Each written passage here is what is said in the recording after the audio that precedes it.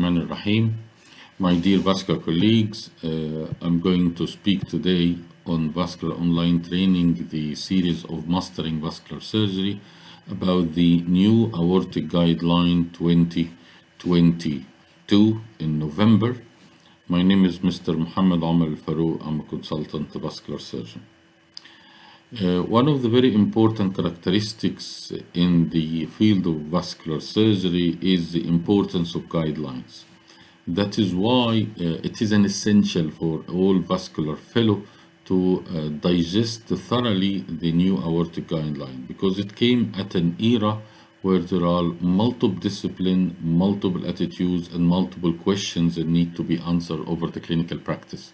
And it is very important to have the correct answer and to be verified with the 2022 guidelines. It's been published by the American College of Cardiologists with American Heart Association guideline in collaboration with multiple authority. One of them is European Vascular Society, American Vascular Society, and Society of Interventional Radiology. All of them has endorsed this document. So this document is not only the cardiology point of view, but it is a document that overwhelmingly covers the whole topic with a lot of evidence. Where can I get this document? If you are a member of VOTE, then you can go to the Digital Vascular Library and you can download it. Or if you have a mobile application, I will show you a mobile application that has been made by the American Heart Association called On The Go, and you can download it straight away. And it is also free over the internet. It's about 10 megabytes document, which cover 171 pages, and it's essential for you thoroughly to digest it.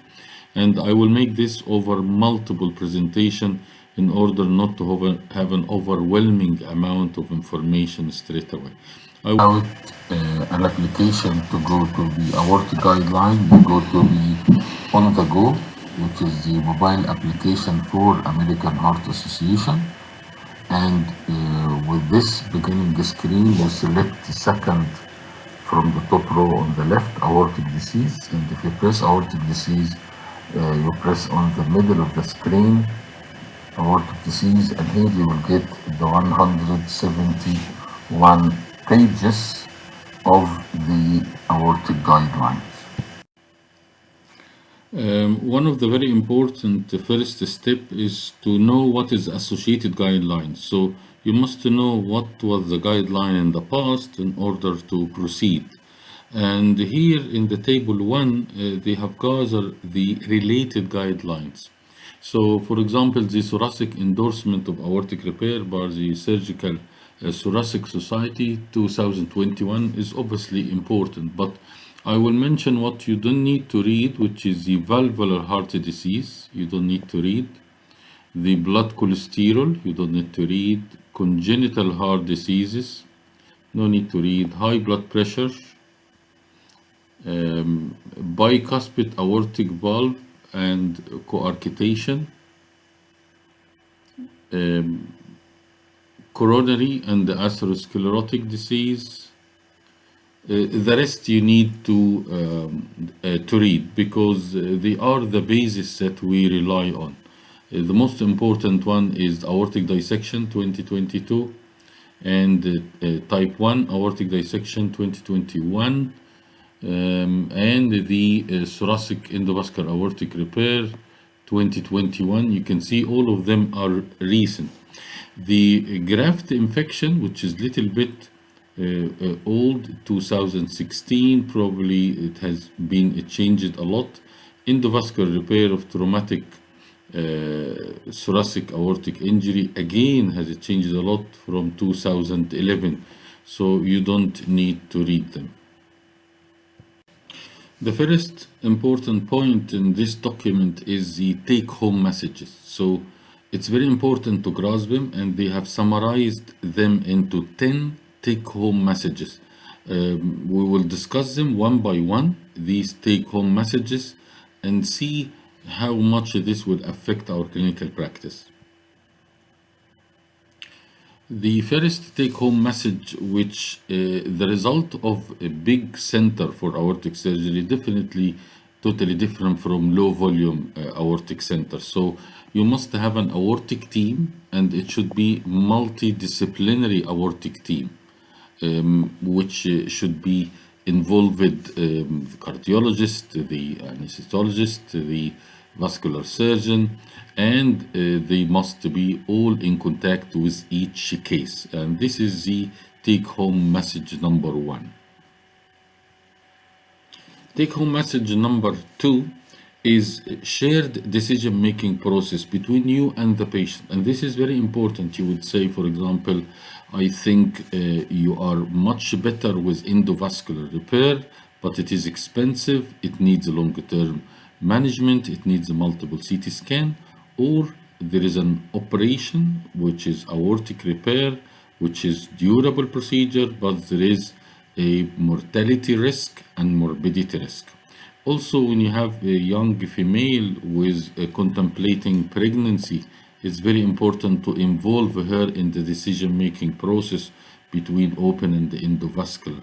So this is very important take-home message before decision-making. You should share the patient with you.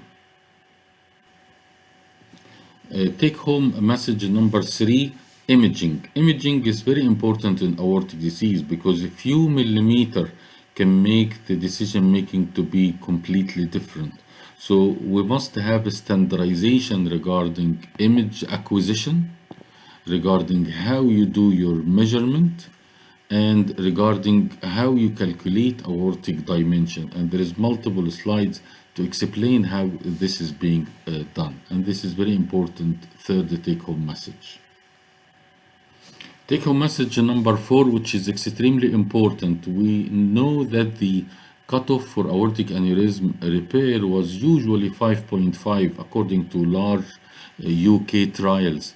But this seems to be changing into only 5 centimeters in selected patients, like patient with hereditary thoracic aortic aneurysm, with Marfan syndrome, and even with other indications like rapid growth in the diameter of the aortic aneurysm. These are the selected patients, and it seems the trend is going from 5.5 to 5 centimeters. This is in males and maybe less in female. So this is very important take-home message out of this guideline. Take-home message number five, in patients with significantly smaller or taller than the average, the aortic root ratio and aortic diameter ratio is very important. And here they will explain how you calculate aortic index. And this will reply to a lot of questions when you get aortic aneurysm in pediatric age group and aortic aneurysm in adult age group. You cannot treat a tall patient with the same diameter as an average build patient. So here you will find this, a few slides will tell you how to calculate the aortic index. Again, one of the very important messages is how to calculate aortic root growth, because we know vascular surgeon who started to treat ascending aortic arch, so aortic root diameter becomes very important. So they define the increase in the aortic root diameter if it is more than half a centimeter in 1 year, or more than 0.3 centimeter over 1 year in 2 consecutive years. So with this new definition, we have more evidence to intervene much earlier than we thought before. Sporadic aneurysm with more than 0.03 in 1 year, but you have a patient with heritable thoracic disease, like one of his family have a Marfan syndrome, for example, or bicuspid aortic valve, then you might have more indication to intervene. This is one of the number 6 take-home message. Take-home message number 7, in patient undergoing aortic root replacement surgery, if the valve, aortic valve, is okay, you don't need to replace it, because nowadays there is a lot of thoracic aortic repair plus aortic valve repair, which is TAVI. So in the multidisciplinary team, you must have endovascular surgeon and thoracic surgeon and aortic surgeon as well to decide if you need to change this aortic valve or not. So this is important of take-home message number 1 of the multidisciplinary team. Take-home message number 10, which is extremely important. If you have type A aortic dissection, in a clinically stable patient, it's a lot better to refer him to a high volume aortic center to improve survival. This is beyond any doubt. The figure of a high volume is definitely better. To do operative repair for our type A aortic dissection, and this is one of the big problem in aortic surgeon training, how you can get aortic surgery training without spending time in a high volume center. So this is important. Take home message number 8. And now there is a new definition, you might call it, of the thoracic endovascular surgeon, which is a surgeon that is trained to do thoracic pathology. So there is an increased role of thoracic endovascular aortic repair. He can be vascular surgeon and he can be a thoracic surgeon as long as he has this endovascular experience, like the center we see from Germany and United Kingdom. Uncomplicated type B aortic dissection now has multiple options and multiple procedures that can be done, and they show the benefit of this procedure in this guideline. So this is the take-home message number 9. The last of the take-home message number 10 is the genetic predisposition.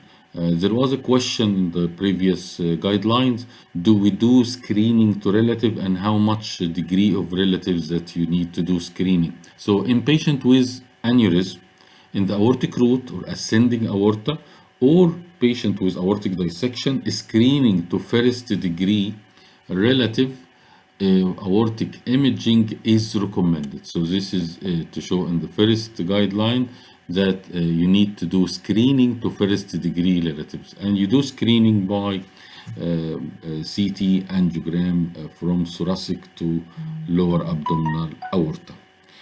I hope with this initial presentation to a very important document to all vascular surgeons going to their exam and in their clinical practice, the aortic disease management guidelines is very important. These are the top 10 take-home messages. There is multiple take-home messages. It has slides, about 170 slides. Each of them explain a certain topic in aortic surgery. I will divide them into multiple stages in order for the presentation not to be long, and in order to able to grasp little by little. So I hope I have given you an overwhelming view to the recent guideline. Thank you very much, and see you with the next presentation.